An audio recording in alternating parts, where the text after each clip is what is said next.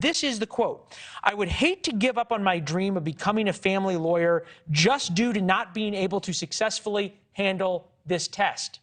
And you won't be able to know whether your lawyer went to a top 10 law school. Berkeley, Harvard, Yale all pulled out of the U.S. News rankings, citing social justice concerns. Specifically, one dean told the Wall Street Journal the rankings devalue programs that encourage low-paying public interest jobs and reward schools that dangle scholarships for high LSAT scores rather than financial needs.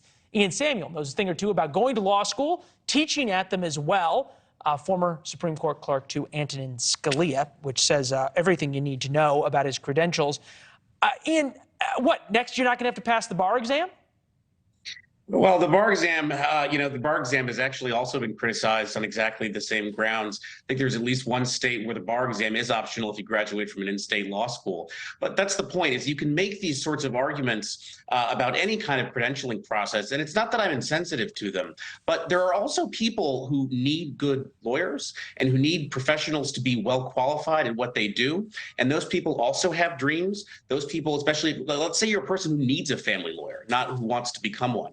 You need a family lawyer at maybe one of the lowest points of your life, maybe a divorce, maybe a contested child custody issue. God knows, these are awful circumstances to find yourself in. You too have dreams. And I think it's reasonable that those dreams are just as important as the dreams of a person who maybe wants to be a family lawyer, but just may not have what it takes. And I don't say that as a criticism. If you don't have what it takes to be a lawyer, that's probably a compliment to you, right? And I'm sure that you're called to other great things. But the people that lawyers serve, they also matter.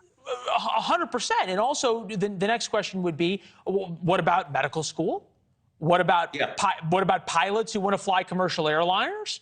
I mean, the list goes on.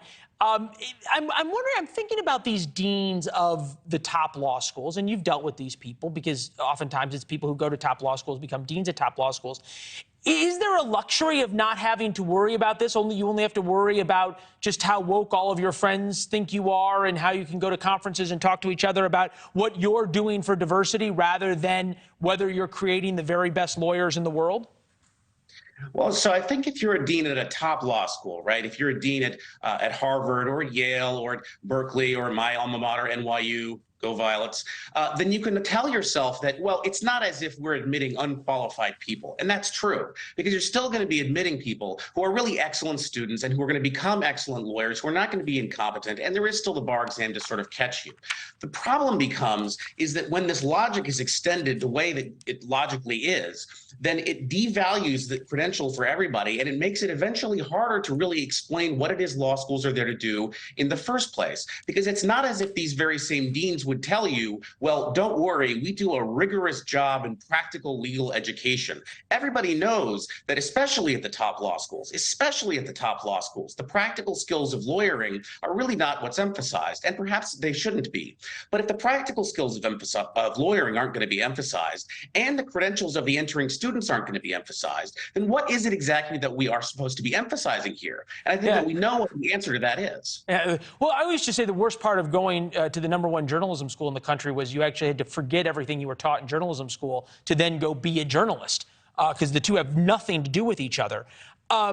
You make some great points, Ian. The one thing I can't help but think about is, do we go back to the days of Thomas Jefferson where you went and you studied and you worked with another lawyer, and then you eventually were able to pass and sit for the bar exam? You didn't go to law school. There's no way the law schools would allow something like that.